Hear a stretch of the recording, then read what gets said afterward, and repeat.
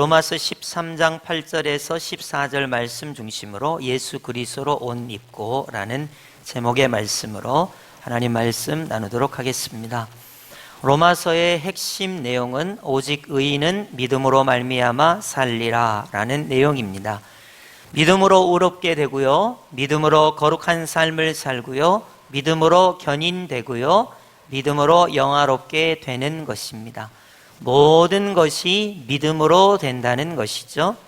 따라서 칭의도 성화도 견인도 영화도 모두 다 믿음으로 말미암아 된다는 것입니다. 우리가 로마서를 16장까지 이야기한다면 1장부터 11장까지는 믿음의 이론에 대해서 신학적 내용에 대해서 이야기를 했다면 12장부터 16장까지는 믿음의 실천, 어떻게 행동할 것인가를 말씀하고 있습니다. 믿음으로 산다는 것은 믿음을 아는 것 이론뿐만 아니라 믿음으로 행동하는 실천의 모습을 우리에게 보여주고 있는데, 오늘 본문은 믿음으로 산다면 이렇게 해야 된다 말씀하고 있습니다. 우리 다 함께 8절 합독하겠습니다. 시작. 피차 사랑의 빛 외에는 아무에게도 아무 빚도 지지 말라. 남을 사랑하는 자는 율법을 다 이루었느니라. 아멘. 예수님을 믿음으로 의롭게 되었다면 이제 믿음으로 사는 삶을 살아야 되는데, 그 삶의 모습이 율법을 다 이루는 사랑하는 모습으로 나타나야 한다는 것입니다. 우리가 남을 사랑한다는 거 흉내 낼 수 있고 할 수도 있습니다. 그러나 과연 우리 힘으로 할 수 있을지 여러분 생각해 보셨습니까? 내가 남을 사랑하는 것을 율법을 이루는 거야. 이웃을 내 몸과 같이 사랑하는 게 율법을 다 이루는 거야. 내가 이제 예수님을 믿어서 의로워졌으니까 거룩한 삶을 살아야 하니까 내가 한번 남을 사랑해 보도록 해야지 하고 여러분이 결단하고 사신다면 아마 여러분의 의지로 여러분이 했다고 그렇게 생각할 수 있겠습니다. 그러나 우리가 착각하거나 오해해서는 안 되는 거, 내가 율법을 지켰다고 해도 거룩한 삶을 살기 위해서 몸부림쳤다 해도 그것은 내 힘으로 할 수 없는 때가 온다는 것입니다. 예를 들어 이런 것입니다. 저는 늘 일본 사람들을 사랑해야 돼, 용서해야 돼, 항상 생각하고 있습니다. 그리고 그렇게 하려고 노력하고 있습니다. 근데 요즘은 일본 사람들을 조금 덜 사랑하게 됐습니다. 그 이유 중에 하나가 후쿠시마 오염수를 방류한다고 하니까 이전까지는 일본 사람들을 사랑해야 돼, 용서해야 돼, 그리스도 안에서 매우 사랑해야 돼 이렇게 생각했는데, 뉴스를 보다 보니까 자꾸 원전 오염수를 방류한다고 하다 보니까 마음에서 무슨 생각이 드냐면, 아니 왜 자꾸 방류하려고 그러지? 안 하면 좋을 텐데, 여러 나라가 반대하는데 왜 저렇게 하지? 그런 마음이 들면서 나도 모르게 일본 정부가 믿게 됐어요. 일본 사람들을 조금 오해하고, 말하자면 조금 뭐라고 그럴까요? 좋지 않게 보는 생각이 나도 모르게 들어온다는 것이죠. 그러니까 내가 인격 수양을 많이 하고 양심적이고 과학적이고 내가 무슨 다른 사람과의 어떠한 교류를 통해서 되게 인격 수양을 많이 해가지고 사랑을 행할 수 있는 능력이 있느냐? 그렇지 않다는 거예요. 그렇지 않습니다. 저는 평상시에도 북한 사람들에 대해서 북한을 사랑해야 된다, 우리는 평화 통일을 해야 된다 늘 기도하고 그렇게 생각합니다. 그러나 어떨 때 보면 핵무기를 개발한다거나 또 북한 정권이 기독교인들을 탄압한다거나 이런 것들을 볼 때마다 왠지 모르게 북한의 어떤 그런 위정자들에 대해서 좋지 않은 생각을 가질 때가 있습니다. 그러니까 내가 인격 수양을 많이 하고 양심적이고 사회적 통념에 의해서 사랑을 행하는 능력을 내가 가지고 있느냐? 꼭 그런 것은 아니라는 것을 알 수 있습니다. 오늘 본문의 사랑의 빛 외에는 아무에게도 아무 빚도 지지 말라고 했고, 남을 사랑하는 자는 율법을 다 이뤘다고 했는데, 내가 예수님을 믿어서 의로워졌는데 예수님을 믿는다고 해서 거룩한 삶을 살아가려고 하지만 남을 사랑하는 것은 너무도 부족하다는 것을 알 수 있습니다. 오늘 본문 9절을 보시면 간음하지 말라 7계명 말하고 있습니다. 여러분, 우리가 예수님을 웬만큼만 믿으면 간음 안 하려고 합니다. 살인하지 말라 6계명인데요. 여러분, 우리 중에 누가 살인한 사람이 있겠습니까? 여러분, 8계명에 도둑질하지 말라 그랬는데 예수님을 조금만 잘 믿으려고 해도 도둑질하는 사람 거의 없습니다. 탐내지 말라, 이거는 이제 뭐 남의 것을 탐내는 것은 생각의 영역이니까 이런 것은 많이 하겠죠. 그러나 여러분, 여기 앉아있는 대부분의 여러분은 나는 10계명을 잘 지키는 편이야.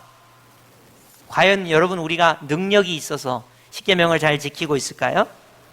자, 그러면 10계명을 잘 지킨다는 것은 다음과 같아요.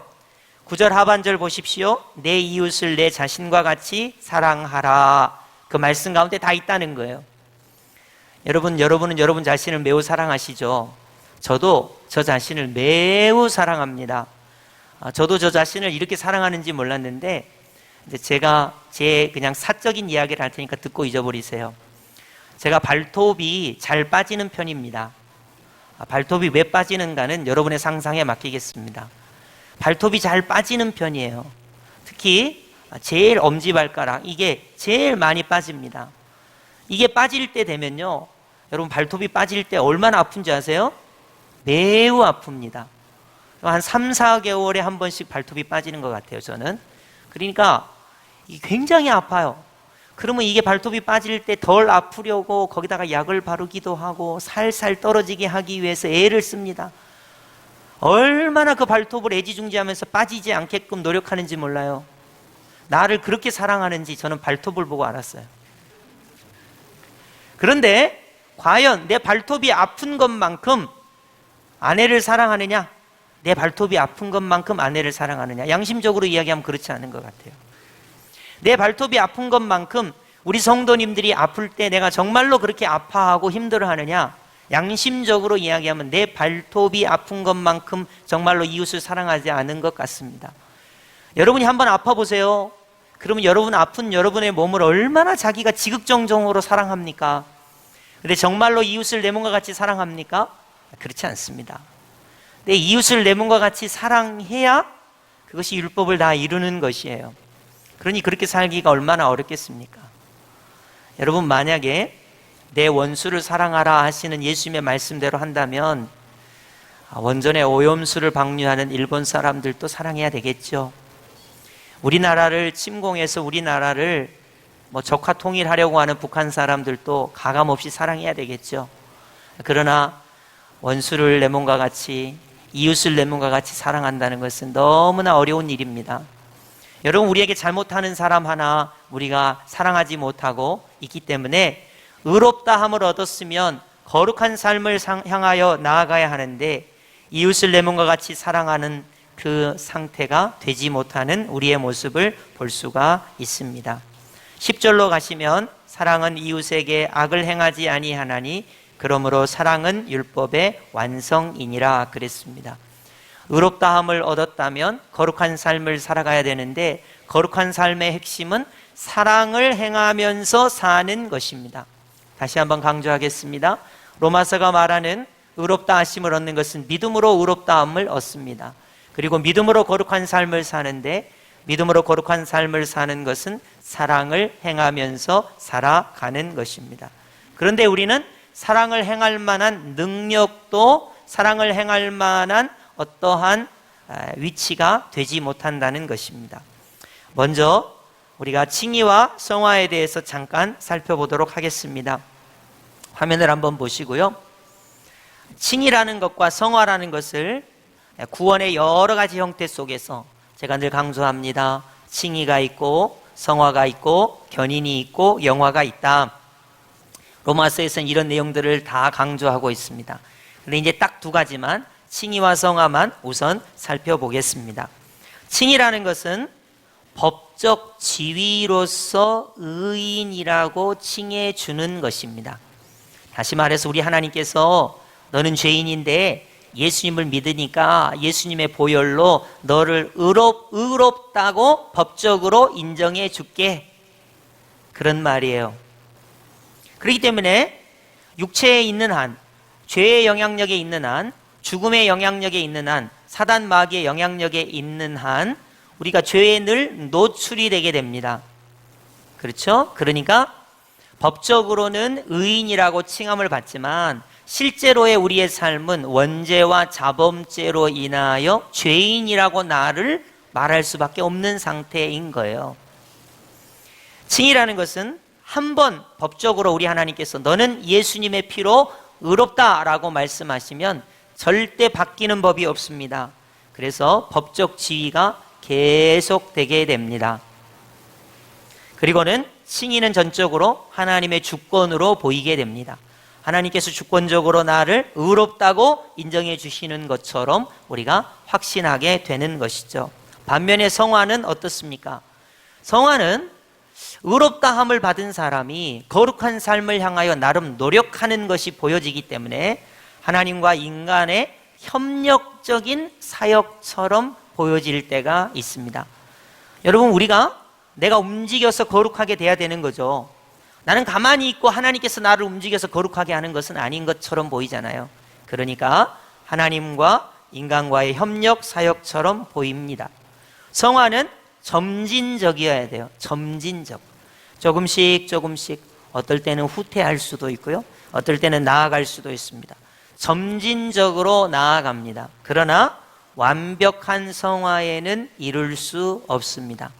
여러분, 우리가 죽기 전까지 거룩한 삶을 향하여 열심히 노력해도 절대로 완전해질 수가 없는 거예요. 이거는 모든 인간에게 다 동일하게 적용됩니다. 예수님을 오래 믿으면 거룩한 삶이 완벽해지느냐? 아닙니다.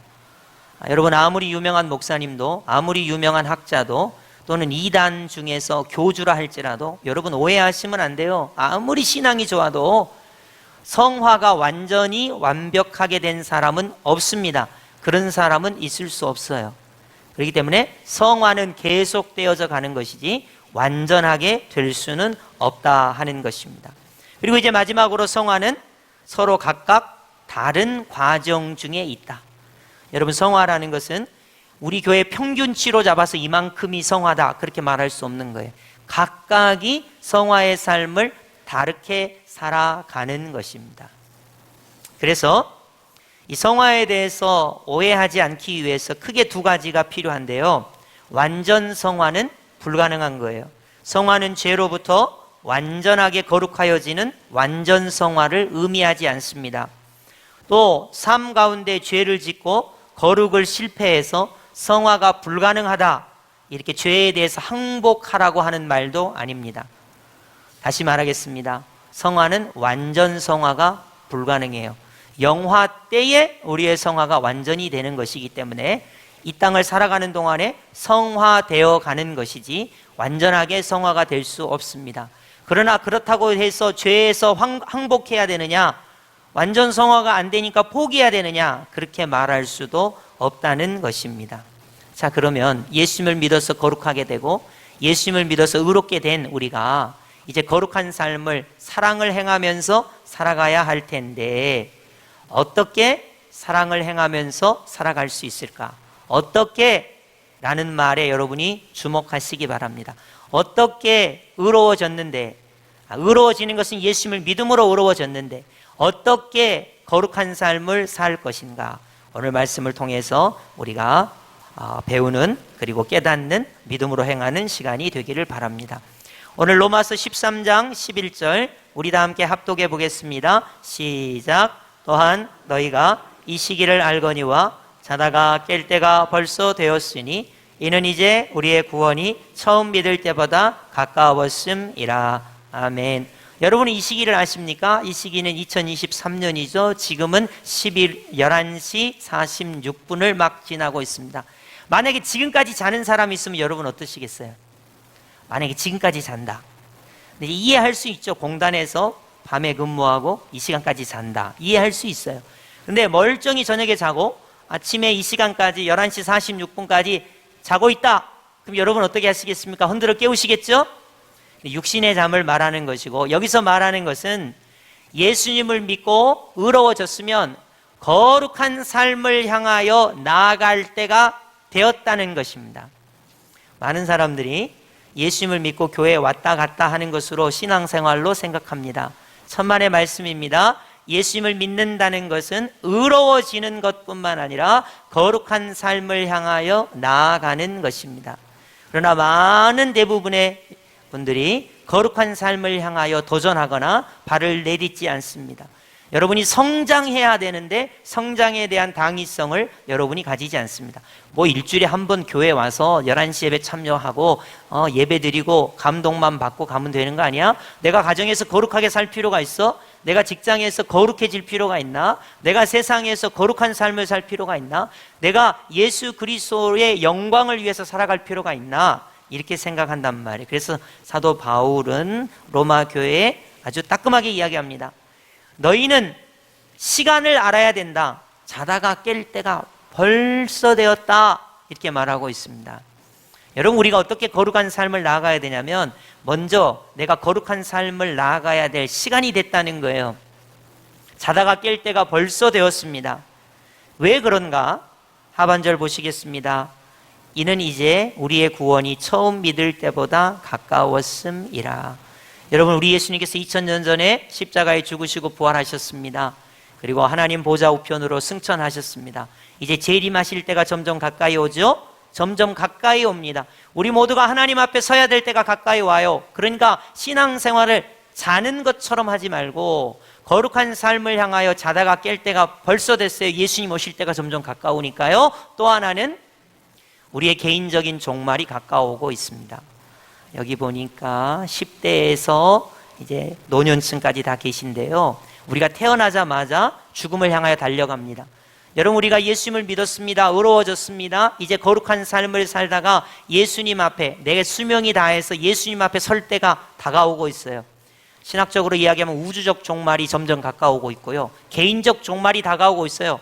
여러분, 내가 이제 하나님 앞에 설 날이 점점 다가오고 있잖아요. 그러니까 자다가 깰 때가 벌써 됐다는 거예요.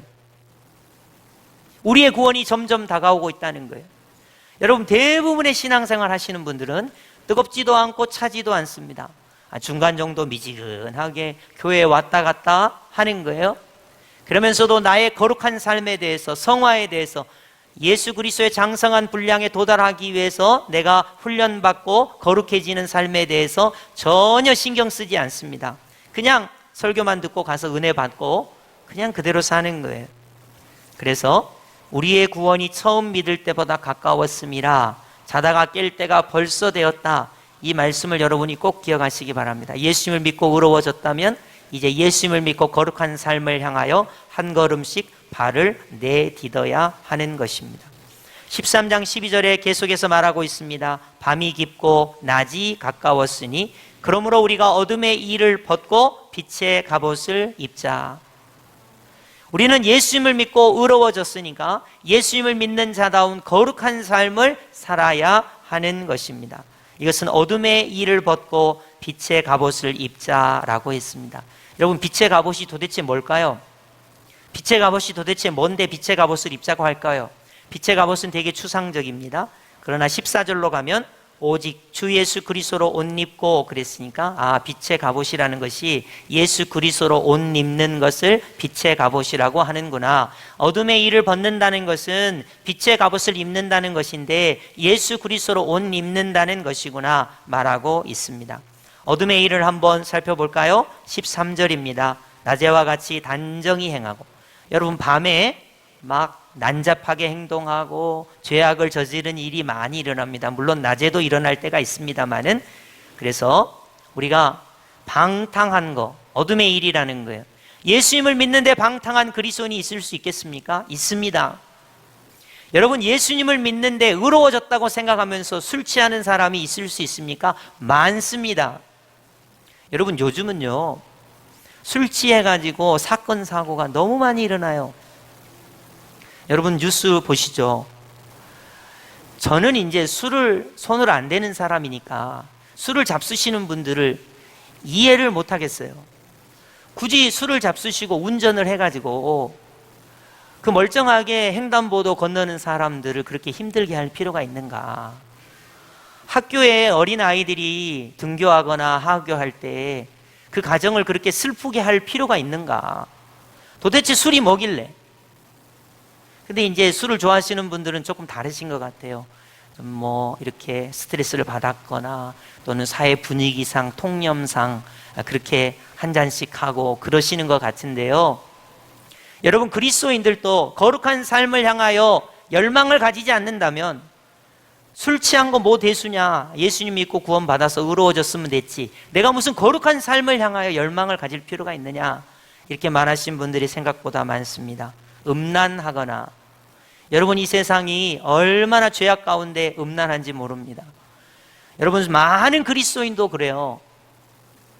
남편의 소중함, 아내의 소중함, 가정의 소중함에 대해서 별로 소중하게 생각하지 않습니다. 그리고 세상 사람들이 사는 방식대로 음란하게 살아가려고 하는 사람들이 대단히 많습니다. 예수님을 믿어서 의로워졌다고요? 그러면 거룩한 삶을 향해서 나아가야 됩니다. 근데 그러지 못한다는 거예요. 그래서 어둠의 일을 벗어버려야 됩니다. 빛의 갑옷을 입어야 하는 거예요. 자다가 깰 때가 벌써 되었어요.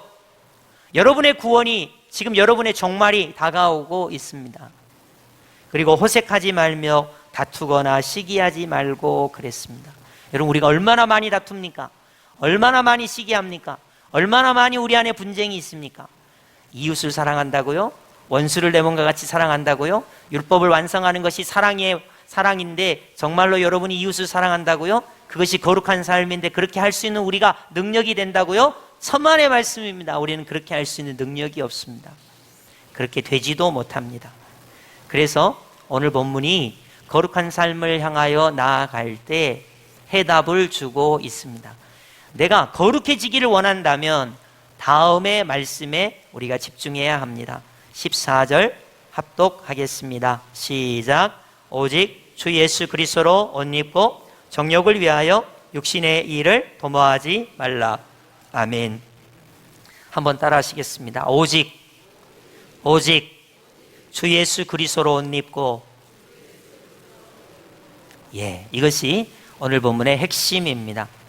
자, 예수님을 믿어서 의롭다함을 얻었습니다. 이건 하나님의 전적인 사역이니까 두말할 필요가 없어요. 이제 예수님을 믿고 거룩한 삶을 살아야 되는데 하나님과 인간의 협력 사역처럼 보여요. 예수님, 내가 오늘 오다가 힘든 사람 도와줬다니까요. 내가 이렇게 착한 사람이에요. 그럼 내 공로죠. 그런데 예수님, 내가 오늘 오다가 저 힘든 사람을 도와주기가 싫었는데 예수님을 옷 입고, 예수님이라면 어떻게 하실까? 내가 예수님으로 충만하다면 어떻게 해야 될까? 예수님을 힘입어서 예수님을 옷 입고 그 사람을 도와줬어요. 거룩한 삶을 살았는데 이건 내가 한 거 아니고 예수님을 옷 입었기 때문이에요 라고 말해야 한다는 것입니다. 여러분, 제가 이제 설명할 테니까 잘 보세요. 제가 이제 양복, 웃옷을 입었죠. 이것을 안 입고 있다고 생각해 보세요. 넥타이도 안 차고 있습니다. 와이셔츠도 안 입고 있습니다. 속에 이너웨이도 안 입고 있어요. 그러면 상반신이 벌거벗었겠죠. 그럼 여러분 앞에 저의 이 벌거벗은 모습이 나타나면 얼마나 수치스럽고 창피하겠어요. 그래서 옷으로 가리는 거예요. 이너웨이도 입고 와이셔츠도 입고 넥타이도 차고 겉옷을 딱 이렇게 입으니까 그런대로 덜 창피한 거예요. 그러면 그리스도인이 의로워지는 것이 믿음으로 의로워졌다면 거룩한 삶은 어떻게 사는 것인가? 내 양심으로, 내 능력으로, 내 지적인 권위로? 천만의 말씀입니다. 그렇게 할 수 없습니다. 우리는 예수 그리스도를 옷 입어야 한다는 것입니다. 자, 예수님을 옷 입는다는 이런 거예요. 내가 말하기 전에 내가 충만해서 말하는 게 아니에요. 예수님으로 충만해서 예수님으로 옷 입고 말을 하는 거죠. 내가 생각을 할 때 내 생각, 내 주관, 내 고집, 우리 가문의 전통, 우리나라가 지금까지 추구해왔던 거, 다수결의 의견으로 이렇게 가는 거, 그런 생각을 말하는 게 아니라 예수 그리스도로 옷 입고 그 생각을 가지고 생각하는 거예요. 행동을 할 때 예수 그리스도를 옷 입고 예수 그리스도로 충만해져서 우리가 행동을 하게 되는 것입니다. 예수님이라면 어떻게 할까? 예수님이라면 어떻게 생각하실까? 예수님이라면 어떻게 말하실까? 예수님이라면 어떻게 행동하실까? 이렇게 거룩한 삶을 살아가기로 결단하는 거예요. 그래서 말에나 생각에나 행동에나 어떤 때에든지 오직 예수 그리스도로 옷 입고 그렇게 되어 있는 것입니다. 여러분, 옷 안 입고 밖에 돌아다닐 수 없어요. 예수님으로 옷 입고 그리스도인으로 살아가는 거룩한 삶을 사는 거예요. 다시 말합니다. 예수님으로 옷 입지 않으면 그리스도인의 거룩한 삶이 나타날 수가 없습니다. 여러분 직장에 갔는데 똑같습니다. 여러분 직장에서 생활하는 게 직장 상사 있고 부하 있고 하는 일이 똑같아요. 여러분 사회의 비리나 부조리나 똑같습니다. 그러면 예수님으로 옷 입지 않고는 그 안에서 예수 그리스도의 거룩한 삶을 나타낼 수가 없어요. 절대로. 예수님으로 옷을 입어야 한다는 거예요. 이것을 사도 바울이 강조하고 있는 것입니다. 여러분 우리는 이 말씀을 심각하게 받아들여야 돼요. 내가 가정에서 예수 그리스도로 옷 입고 말하고 생각하고 행동해야 합니다. 내가 직장에서 예수 그리스도로 옷 입고 말하고 생각하고 행동해야 돼요. 사회에서 예수 그리스도로 옷 입고 말하고 생각하고 행동해야 합니다. 교회 공동체는 말할 것이 없어요. 이 대목에서 이제 유명한 사람이 하나 등장합니다. 사실 오늘 본문을 강해하면 로마서 강해에서 빠질 수 없는 사람이 누구냐면 어거스틴이에요. 어거스틴이 이 본문하고 아주 관계가 있거든요. 어거스틴의 거듭나기 전에는 이랬습니다. 어거스틴은 방탕했습니다. 술 취하기를 좋아했습니다. 호색했습니다. 마니교라고 하는 이단에 깊이 침취해 있었습니다. 결혼도 하지 않고 사생활을 낳습니다. 그의 생활은 방탕 그 자체였어요. 그러다가 인생에 고민이 찾아온 거예요. 내가 이렇게 살면 안 되는데. 그래서 고민하면서 사색에 담겨서 이렇게 밀라노 정원을 걷다가 갑자기 하늘에서 자기 귓가에 이런 음성이 들렸어요. 집어들고 읽어라. 집어들고 읽어라. 그래서 뭐를 집어들고 읽을까 하다가 성경책을 집어들고 읽기로 했습니다. 그래서 성경책을 이렇게 딱 들고 쫙 폈어요.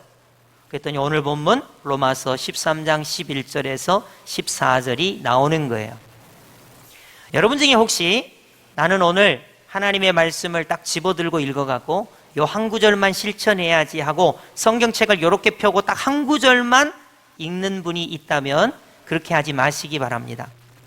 그거는 하도 어거스틴이 뺀질뺀질하고 죄에서 방황하고 타락해갖고 우리 하나님께서 극단적으로 너 성경책 집어들고 읽어.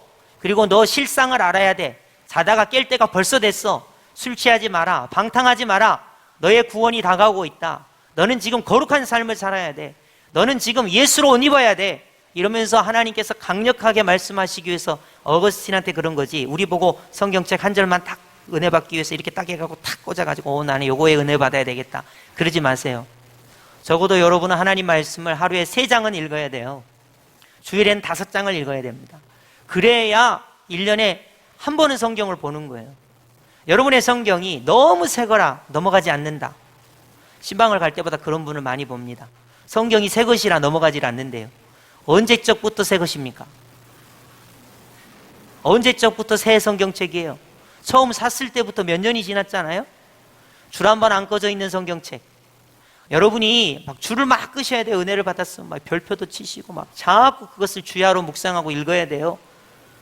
그러니까 지금 이 어거스틴이 너무 방탕하고 술 취하고 만이교에 심취되어 있어서 인생에 방황하고 있을 때 우리 하나님께서 성경책을 펴서 읽어라 그런 말씀을 들었습니다.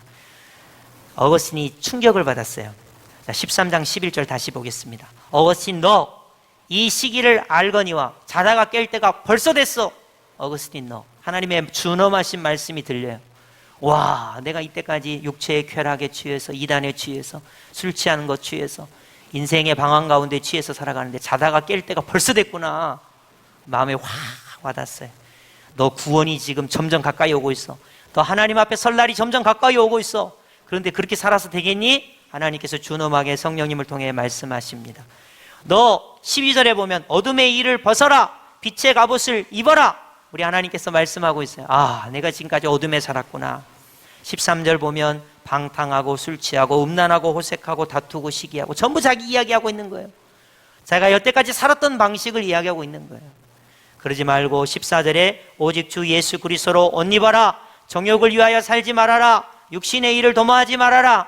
수상과 같은 하나님의 말씀이 성경 말씀을 통해서 어거스틴에게 물밀듯이 몰려옵니다. 어거스틴이 그 자리에서 회개합니다. 돌이켜서 거룩한 삶을 살기로 다짐하게 됩니다. 이 본문이 그 유명한 어거스틴의 회심에 관한 말씀입니다. 여러분, 어거스틴은 이 말씀 한 절에 고꾸라져서 거룩한 삶을 향하여 살아가게 되는 거예요. 여러분, 많은 그리스도인들은 이 말씀에 도전을 받습니까? 여러분, 의로워지셨습니까? 그렇다면 이제 믿음으로 거룩한 삶을 향하여 나아가야 합니다. 그러나 우리는 잘하지 않습니다. 우리는 성화의 과정을 너무나 하찮게 생각합니다. 거룩한 삶을 향하여 나아가야 합니다. 우리는 자다가 깰 때가 벌써 되었습니다. 우리의 신앙이 퇴보하고 있지는 않습니까? 여러분의 믿음이 교회 일주일에 한 번 오는 것으로 만족하지 않습니까? 정말로 그렇습니까? 예수님을 믿고 의로워져서 거룩한 삶은 필요 없습니까? 가정에서 변화가 되면 안 됩니까? 직장에서 변화가 되어야 되지 않겠습니까? 세상을 변화시키는 거룩한 삶이 되어야 되지 않겠습니까? 여러분, 우리가 변화가 없이 거룩한 삶을 이루지 않는다면 자다가 깰 때가 벌써 되었습니다.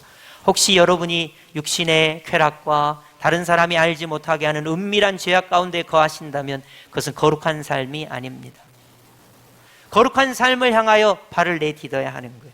그렇다면 도대체 우리는 거룩한 삶을 이룰 수 있는 능력이 안 되는데, 자격이 안 되는데 어떻게 하는 것일까요?